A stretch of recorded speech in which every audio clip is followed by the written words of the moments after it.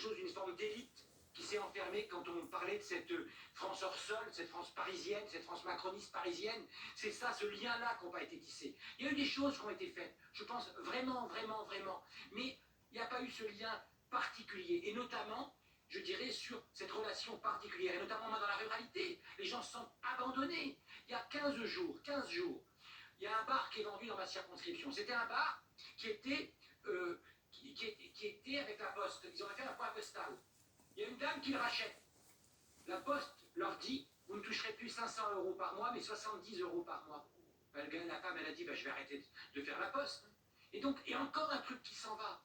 Et donc, c'est pas incarné. La politique, c'est fait pour être incarné. C'est fait pour qu'on se fasse engueuler. C'est fait pour qu'on nous écrive et on réponde. Même nous, les députés, les ministres, certains ne nous répondaient pas. Le seul qui nous répondait tout le temps, c'était Gérald Darmanin.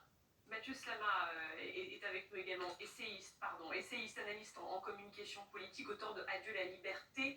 C'est ça le problème d'Emmanuel Macron, c'est une politique désincarnée, pour reprendre les termes de Richard Amos? C'est plus que ça, si je peux me permettre. Et il y a beaucoup de responsables de la catastrophe qui est en train de se passer et qui va, à mon sens, arriver, c'est-à-dire un pays gouverné par l'extrême droite, il faut quand même se rendre compte de ce que ça veut dire. Mais le premier responsable de l'arrivée probable du Rassemblement national au pouvoir, c'est Emmanuel Macron. En 2017, il y a 8 députés RN qui arrivent à l'Assemblée.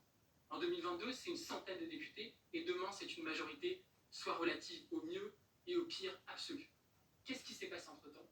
Il s'est passé qu'Emmanuel Macron a, sur certains sujets, étalé sur certains sujets sur le terrain du Rassemblement national de l'extrême droite. Il y a eu, l'année dernière, une loi qui a été votée au Parlement, qui est la loi immigration. Dans cette loi, qui a été votée par la majorité à laquelle vous appartenez, il y a un concept qui a été repris, qui est le concept de préférence nationale, qui est un concept qui nous vient de l'extrême droite. Cette loi immigration, qui à mon sens est contraire aux valeurs de la République, elle a été votée, défendue par Emmanuel Macron et sa majorité.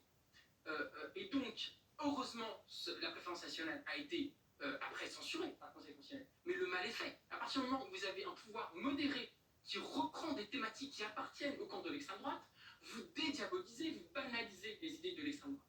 Je pourrais dire aussi, parler de la fin du droit du sol à Mayotte, sur tout un tas de thèmes, le thème de l'ensauvagement qui a été repris donc par les macronistes sont directement responsables de la montée du RN? Bien sûr qu'ils sont responsables en ayant repris des thématiques qui sont propres à l'extrême droite, là où il fallait faire un barrage absolu aux idées de l'extrême droite. Je rappelle quand même qu'Emmanuel Macron, par 2 fois, a été élu au 2e tour face à Marine Le Pen, et il y a beaucoup de gens de gauche, dont moi, qui avons voté au 2e tour pour Emmanuel Macron pour faire barrage au Rassemblement national. Et la mission d'Emmanuel Macron, ça aurait dû être de faire aucune compromission avec les idées d'extrême droite et de combattre l'extrême droite pied à pied sur le terrain des idées. Quitte à ce qu'on lui reproche de ne pas écouter une partie de la population française? Quitte à ce qu'on lui reproche de tenir bon, à mon sens, sur les valeurs républicaines, les valeurs qui font notre pays, d'égalité, de liberté, de fraternité. Et c'est là, je pense, la plus grande faute d'Emmanuel Macron. Je ne dis pas qu'il est le seul responsable, non. Il y a beaucoup de responsables dans ce pays sur la catastrophe qui arrive.